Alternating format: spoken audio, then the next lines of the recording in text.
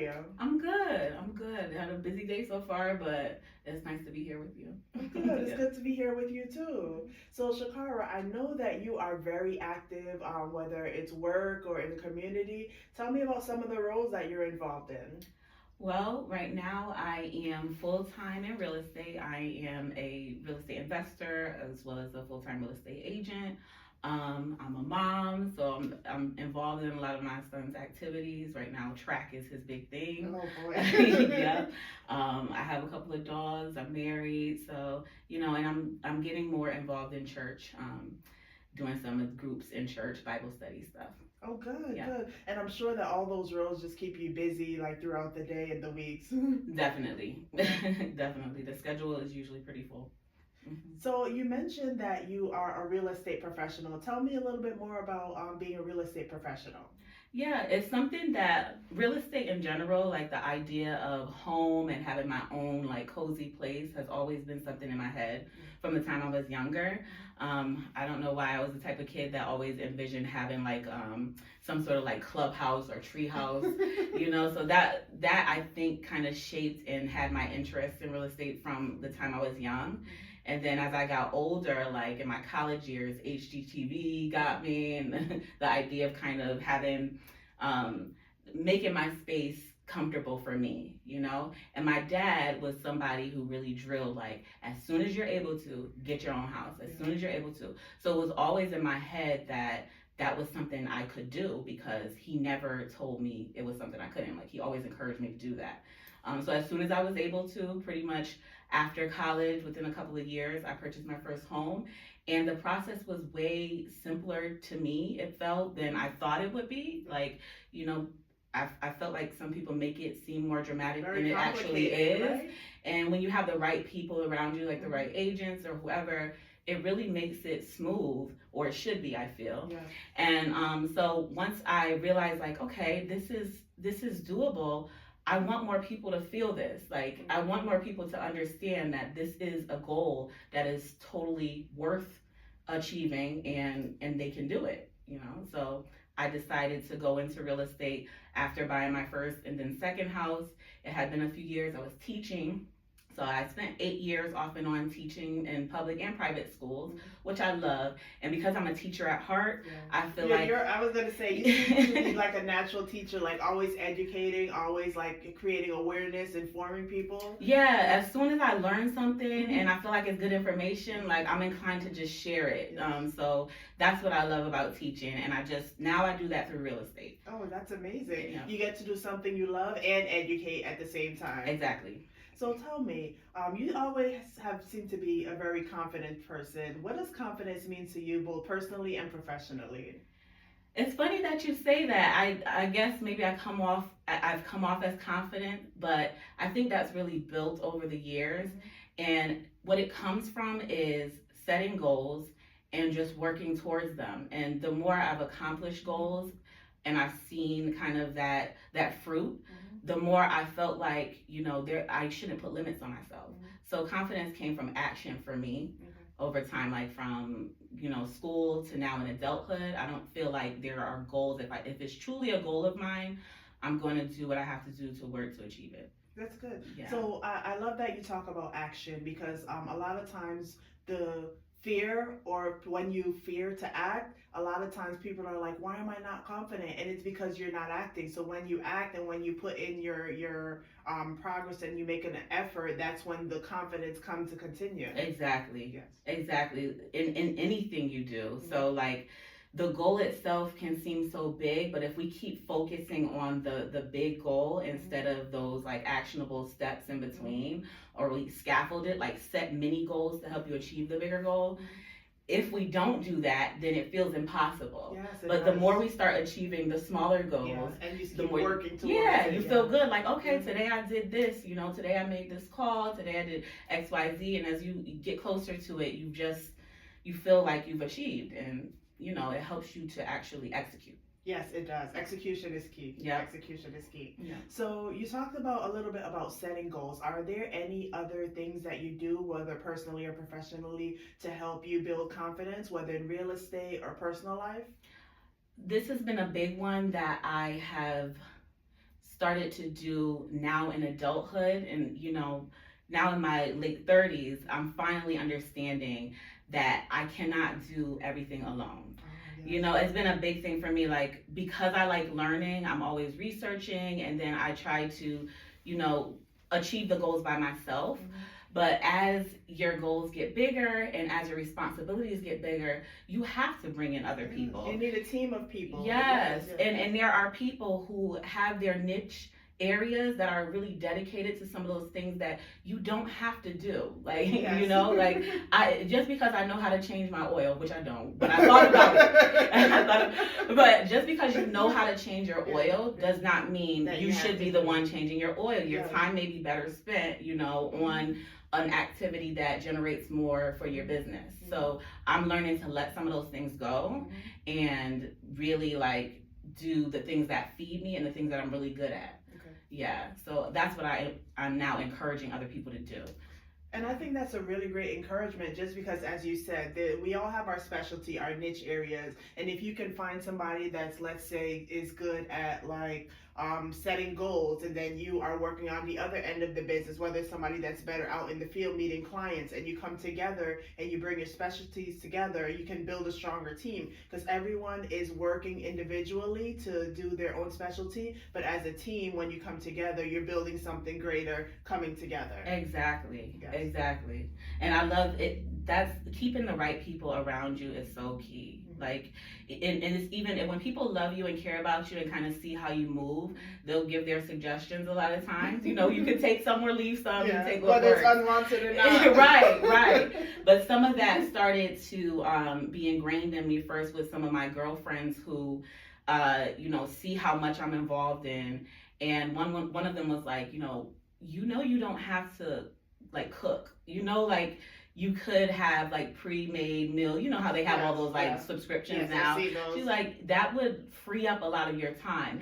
And back then I was like, why would I do that when I could just cook? But now, like, as I need to be more productive, I need to be on my feet, I'm like, no, that makes perfect sense to pay somebody else to handle that part, and your make time it quick is and easy. Somewhere else. Exactly. So the more that I can do that, and even with my current the current real estate team I've joined, that's a big thing that they emphasize, is leveraging people, resources, other things that help you be better so you can hone in on your specialty.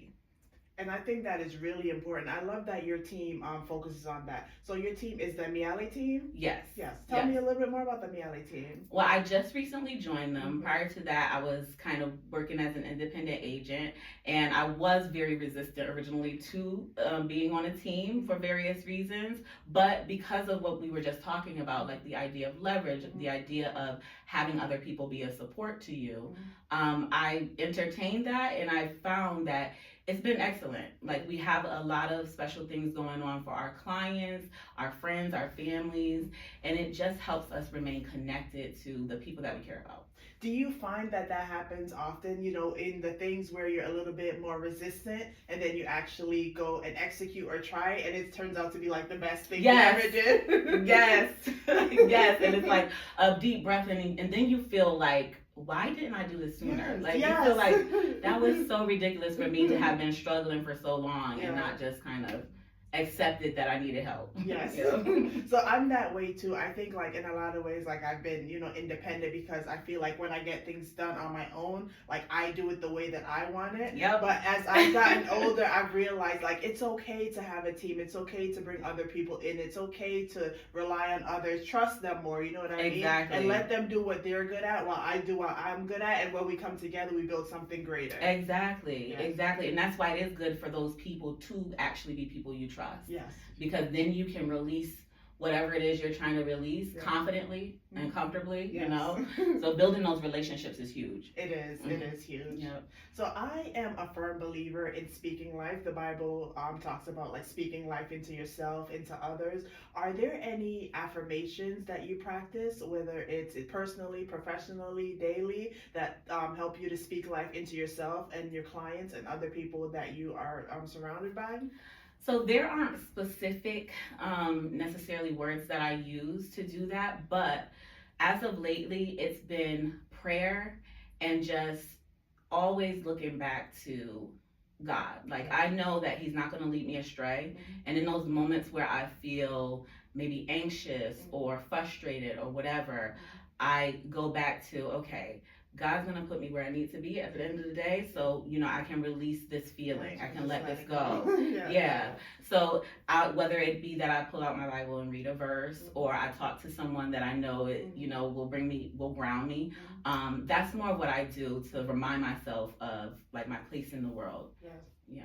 I know, so a lot of times, I'm no stranger to this. I know sometimes we can feel a little bit like lost. Sometimes we are wondering, like, am I taking the right step? Am I, walking on the right path? But I think it's important to get centered and stay rooted in God, whoever you believe in as the higher power. I believe in God, just to know that we are walking in the right step, or to have faith that He would guide us to where we need to be. Exactly. It's huge. And there's times when I'll speak for myself. There's times when I lost that, I got off path, and and then you don't realize it, but then when everything feels chaotic and you're doing things that you don't normally do, and things get messy, and then you're like, when you feel like you have nothing left, you're like, wait a minute, no, God is there, and He's there, and it's so funny how things turn around as soon as you start to let Him do what He does, as soon as you stop trying to take control of everything. Yes, I agree with that. And one thing that I can say for me, I don't know if you can relate to this too, having confidence and building confidence, the more I get closer to God, the more my confidence has been built too. Absolutely. The more He provides that reassurance, that awareness, that constant reminder that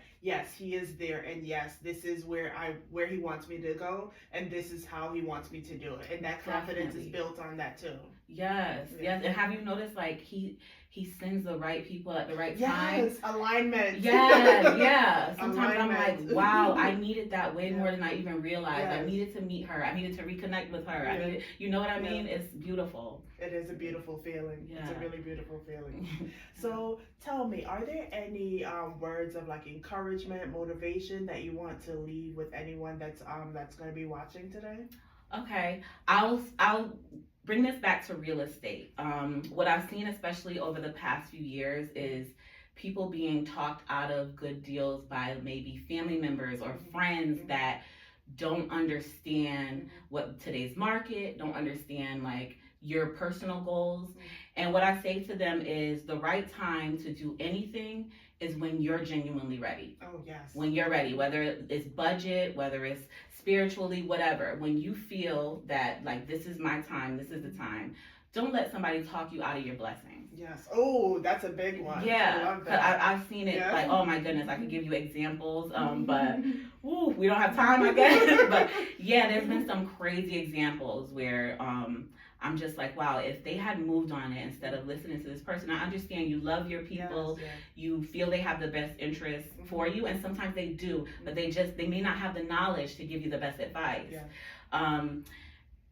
It's important to kind of go with your gut and then trust people that specialize in that. You have to find somebody that you genuinely trust that specializes in the area, whatever it is, in business, in home buying, in home selling. And then move on it if your gut is telling you to do so. Yes, a trusted professional, especially someone that is either in that position or someone that you trust to give you sound advice, because taking the wrong advice from different people, especially those that are not in that position or have no knowledge, that can definitely, like, as you say, block your blessings. Yes. It'll change your whole path for a minute. It can. And once you're off that path, it is so hard to get back on. Oh my goodness. So I'm a believer in what's for you will always be for you, but I also believe that you can delay it, or you can you can really delay it dramatically. So I want to know if what's for me is for me, but I get it at the right time. Right time, right place is important too. That's a good prayer. Yeah. So Shacara, how do we stay connected with you? Tell us about like some of like your social. How do we stay connected with you? Yeah, so you can text me. The best number is 860-785-0977. Email is fine. First name dot last name. So Shacara, SHACARA .cook COOK@gmail.com. And then I am on socials. I'm on Instagram, Cara_the_realtor. The realtor. Yep. And I'm on Facebook as Shacara Cook. Okay, Yeah. lovely. All right. So I enjoyed having this chat with you. This was really good. Yeah, I appreciate it. I'm anytime, and you know that I love you. I always tell her I love her personality. Good people right here. All right, thank you. Thanks, Shacara. No problem.